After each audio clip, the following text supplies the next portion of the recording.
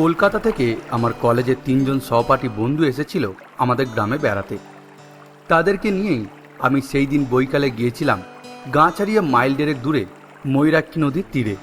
ওখানকার ময়ূরাক্ষী দুই তীরের শোভা বড়ই নয়নমুগ্ধকর।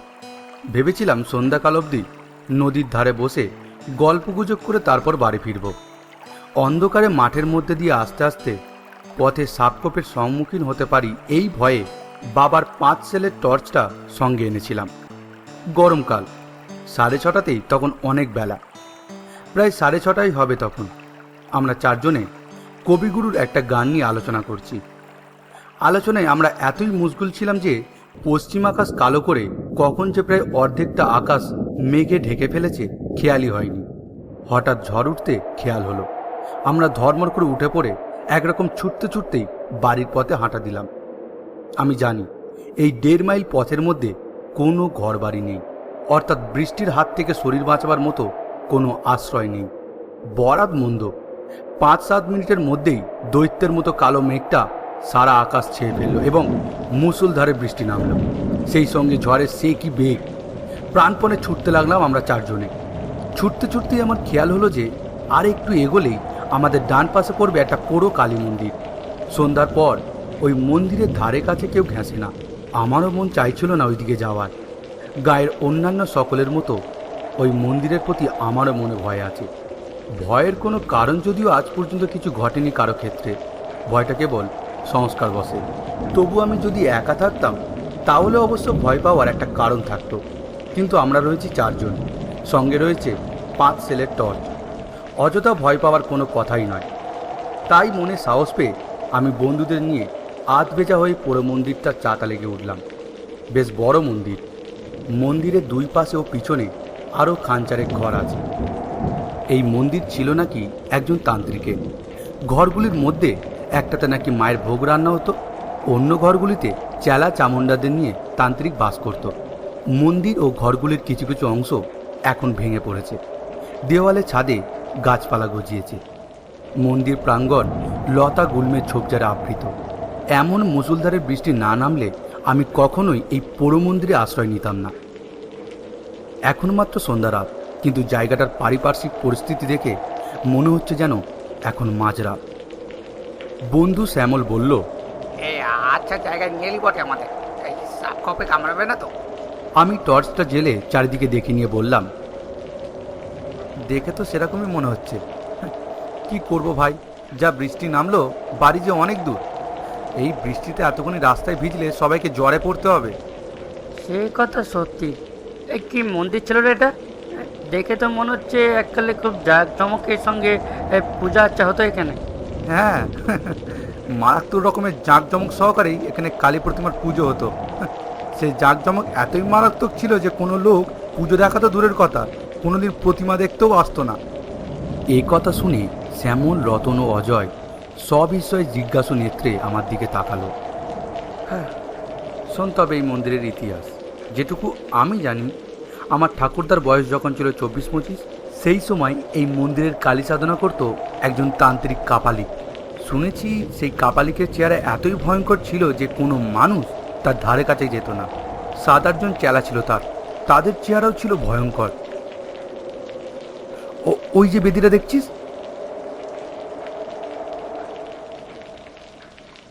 ওই বেদির উপরে থাকতো কালী মূর্তি।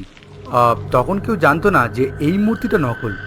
আসল মূর্তি, অর্থাৎ যে মূর্তির সামনে বসে তান্ত্রিক সাধনা করত, সেই মূর্তিটা থাকতো মাটির নিচেরকার গোপন কক্ষে। মন্দিরের পিছন দিকে একখানা ঘর আছে।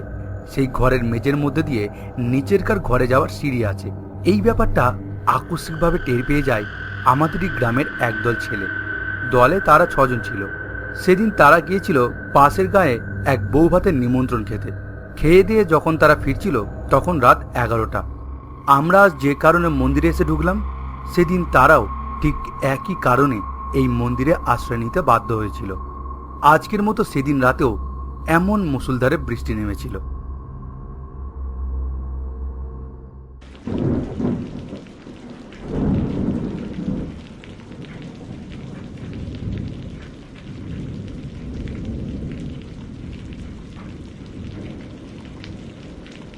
তারা এই মন্দিরের চাতালে উঠে দেখে প্রতিমার মন্দিরের দরজা বন্ধ। মানুষের কোনো সারা শব্দ পাওয়া যাচ্ছে না। তারা ভাবল কাপালিক ও তার চেলা চামুন্ডারা সবাই বোধহয় ঘুমিয়ে পড়েছে। এমন সময় তাদের কানে পৌঁছায় পূজার ঘণ্টার ধ্বনি। কিন্তু ঘণ্টার যে আওয়াজ তাদের কানে আসছিল সে আওয়াজটা ছিল খুব চাপা।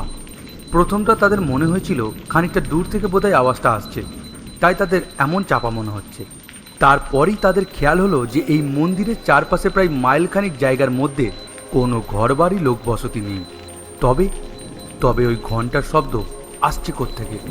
পূজার সময় পুরোহিত যে ঘণ্টা বাজায় সেই ঘণ্টার শব্দ। তাহলে নিশ্চয়ই এই মন্দিরের মধ্যেই অন্য কোনো বন্ধ করে পুজো হচ্ছে। এই কথা মনে হতেই একজন বলল, চল না, ভেতর দিকটা একবার চুপি চুপি ঘুরে দেখে আসি কোথায় কি পুজো হচ্ছে।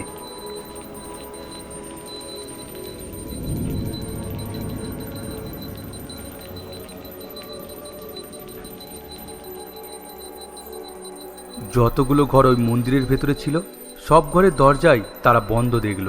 ছেলেরা প্রত্যেকটি দরজার গায়ে কান দিয়ে বুঝল, না, এসব ঘরের মধ্যে থেকে কোনো আওয়াজ নেই। তবে ঘণ্টার শব্দ আসছে কোত্থেকে? তারপর তারা মন্দিরের পিছন দিকে যেতেই তাদের মনে হলো যেন ঘণ্টার আওয়াজটা ওখানে স্পষ্ট। টর্চের আলোয় দেখল সেখানে একটা ঘর রয়েছে এবং ঘরের দরজাটাও আধ খোলা অবস্থায় রয়েছে। ছেলেরা এবার আরও হুঁশিয়ার হলো। ঘরটার মধ্যে কোনো লোক থাকতে পারে বলে তাদের মনে সন্দেহ হওয়ায় তারা অন্ধকারের মধ্যে গা মিশিয়ে নিশ্চুপে অনেকক্ষণ অপেক্ষা করল। কিন্তু ওই ঘরটারও জনশূন্য রয়েছে। এই ব্যাপারে নিশ্চিত হয়ে তারা সকলে ধীরে ধীরে ওই কক্ষে প্রবেশ করল। ভেতরে কি আছে এটাই তারা দেখতে চায়। কিন্তু ঘরটার মধ্যে ঢুকতেই ঘণ্টার শব্দ আরও স্পষ্ট হয়ে উঠল। এবার তারা বুঝল ওই ঘরের মধ্যেই ঘণ্টার ধ্বনির রহস্য লুকিয়ে আছে। টর্চের আলোয় তারা ঘরের মেঝেতে একটা বিরাট চৌকো ভারী লোহার পাত দেখতে পেল। লোহার পাতটা দেখে তাদের মনে কেমন যেন সন্দেহ জাগলো।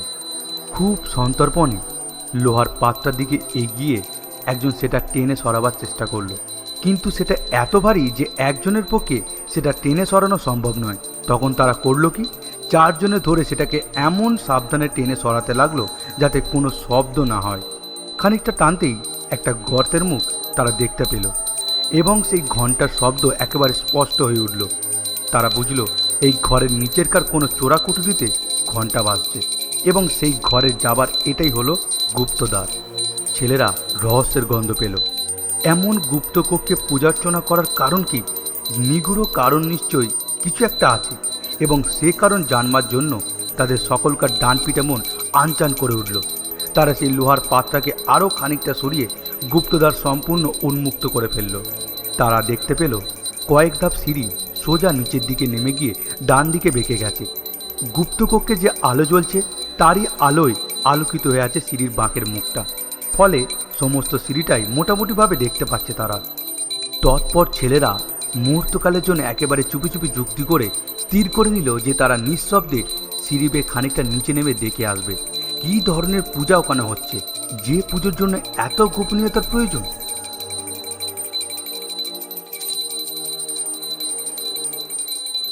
সিঁড়ির সেই বাঁক অবধি নেমে ছেলেরা সন্তর্পণে ডান দিকে দৃষ্টিপাত করে যা দেখতে পেল তাতে তারা ভয়ে বিস্ময়ে একেবারে হতভম্ব হয়ে গেল। তারা দেখল দরজা জানলাবিহীন মাঝারি আকারের একখানা ঘর। ঘরখানার এক পাশে হাত তিনিক লম্বা এক কালী প্রতিমা। কালী প্রতিমার সামনে একজন ভয়ঙ্কর দর্শন তান্ত্রিক কাপালিক পূজায় মগ্ন। তার আশেপাশে কয়েকজন চেলা দাঁড়িয়ে রয়েছে। তাদের মধ্যে দুজন একটি 10-12 বছরের বালককে ধরে আছে, আর একজনের হাতে রয়েছে একটি তীক্ষ্ণ ধার খড়গ। এছাড়া ঘরখানার একটি কোণে জড়ো করা ছিল কয়েকটি সুতীক্ষ্ণ বর্ষা এবং আরও গোটাচারেক খড়গ। ছেলেরা বুঝল এই মন্দিরের আসল পূজা এখানেই হয় এবং নরবলি পর্যন্ত হয়ে থাকে। ইতিমধ্যে কাপালিক পূজা শেষ করে আসন ছেড়ে উঠে দাঁড়ালো এবং ঘাতকের দিকে চেয়ে ইশারায় বলির নির্দেশ দিল। ইশারা পেয়ে ঘাতক খাঁড়াটাকে শক্ত করে বাগিয়ে ধরল আর সেই চেলা দুজন বালকটিকে নিয়ে গেল সেই প্রতিমার সামনে। এর পরের অমানসিক মর্মান্তিক দৃশ্যটি দেখার জন্য গাঁয়ের সেই ছেলেরা আর সেখানে অপেক্ষা করেনি। কোনো সুস্থ মানুষের পক্ষেই সেই দৃশ্য দাঁড়িয়ে দেখা সম্ভব নয়। ওই অসহায় বালকটিকে বাঁচানোর জন্য সেই সময় ছেলেগুলোর মনে প্রচণ্ড একটা উত্তেজনা জেগেছিল বটে, কিন্তু তারা বুঝেছিল যে বাধা দিতে গেলেই ওই সশস্ত্র দুর্ধর্ষ কাপালিকগণের হাতে তাদের মৃত্যুবরণ করতেই হবে। তাই তারা আবার চুপি চুপি ওপরে উঠে এসে লোহার পাত্র আগেকার মতোই চাপা দিয়ে রেখে গায়ে ফিরে গিয়েছিল। কিন্তু ওই হিংস্র নরঘাতক কাপালিকের কথা তারা ভুলতে পারল না। ওই কাপালিকরা ইতিপূর্বে কত যে শিশু হত্যা নরহত্যা করেছে তার হয়তো হত্যা নেই, তবে ওই সব বলি ওরা আমাদের আশেপাশের গাঁ থেকে জোগাড় করতো না। তা যদি করতো তাহলে আমাদের গাঁয়ের মধ্যে ভীষণ একটা হইচই পড়ে যেত, কিন্তু সেরকম কিছু শোনা যায়নি কোনোদিন। ওরা নিশ্চয়ই কোনো দূরদেশ থেকেই বলি জোগাড় করতো। যাই হোক, ভবিষ্যতে আর যাতে তারা কোনো মানুষ খুন করতে না পারে, ছেলেরা তার যথাযথ প্রতিকার করার জন্যে বদ্ধপরিকর হয়ে উঠল। নির্জনে অনেকক্ষণ ধরে যুক্তি করে তারা স্থির করলো যে ওই কাপালিক ও তার চালাদের সকলকে তারা হত্যা করবে, এবং কিভাবে করবে তারও একটা সাংঘাতিক উপায় স্থির করে ফেলল। দিন 6-7 পরই একদিন রাত 9টা নাগাদ তারা আবার সেই মন্দিরের নিকটে এসে পৌঁছালো। তাদের সঙ্গে ছিল বড় বড় টিনে 2 টিন পেট্রোল। এসব ব্যাপার তখনও পর্যন্ত তারা গায়ের কোনো লোককেই জানায়নি, জানিয়েছিল কাপালিকদের হত্যা করার পর। মন্দিরের নিকটবর্তী বড় একটা ঝোপের আড়ালে লুকিয়ে অনেকক্ষণ পর্যন্ত তারা মন্দিরটার দিকে তীক্ষ্ণ দৃষ্টি রেখেও কোনো জনমনস্বী সারা শব্দ পেল না। তখন তারা নিঃশব্দে মন্দিরের চাতা লেগে উঠল। তারপর পিছন দিকে সেই ঘরখানার দিকে যাবার পথেই আচম্বিতে তাদের কানে ঘণ্টার চাপা আওয়াজ ভেসে এলো। এতক্ষণে তারা নিশ্চিত হতে পারল, যাক, পূজা হচ্ছে এবং কাপালিকেরা তাহলে সেই পুজোর ঘরেই আছে। তারপর তারা এসে হাজির হলো সেই গুপ্তদ্বারের নিকটে। তাদের এরপরের কার্যকলাপ অত্যন্ত ক্ষিপ্রতার সঙ্গে শেষ হলো। একজন একটু তফাতে সরে গিয়ে দেশলাইয়ের কাঠি জেলে একটা কাগজ ধরালো, আর এদিকে অন্যরা লোহার পাত্রা টেনে সরিয়ে ফেলেই সেই গুপ্ত গহ্বরের মুখে 2 টিন পেট্রোল সম্পূর্ণ ঢেলে দিল। তারপর সেই জ্বলন্ত কাগজের টুকরোটা ভেতরে ফেলে দিতেই দপ করে গহ্বরের মধ্যে কড়া লগ্নি জ্বলে উঠল, এবং সঙ্গে সঙ্গে গুপ্তকক্ষের দরজাটাও আবার বন্ধ করে দিল সেই লোহার পাত দিয়ে। ততক্ষণে গুপ্তকক্ষের মধ্যে কাপালিকদের বিভৎস অন্তিম চিৎকার শুরু হয়ে গেছে, কিন্তু সে চিৎকার অতি অল্পকালের মধ্যেই থেমে গেল। প্রচণ্ড নিস্তব্ধতা নেমে এলো। তারপর শত্রু ধ্বংস করে ছেলেরা বীর বিক্রমে গায়ে ফিরে গিয়ে এবার সকলের কাছে প্রকাশ করেছিল তাদের দুঃসাহসিক অভিযানের কথা। শুনে গায়ের লোক স্তম্ভিত হয়ে গিয়েছিল, কিন্তু ওই মন্দিরের ধারে কাছে আগেও যেমন কেউ আসতো না, কাপালিকদের মৃত্যুর পরও কেউ কোনোদিন শখ করে এদিকে আসেনি। সেদিন সেই ছেলেরা যেমন এসেছিল, আমরা আজ যেমন এলাম, তেমনই নিতান্ত দায়ে পড়ে হয়তো কেউ কদাচিৎ এদিকে এসে থাকতে পারে। এমন কাণ্ড!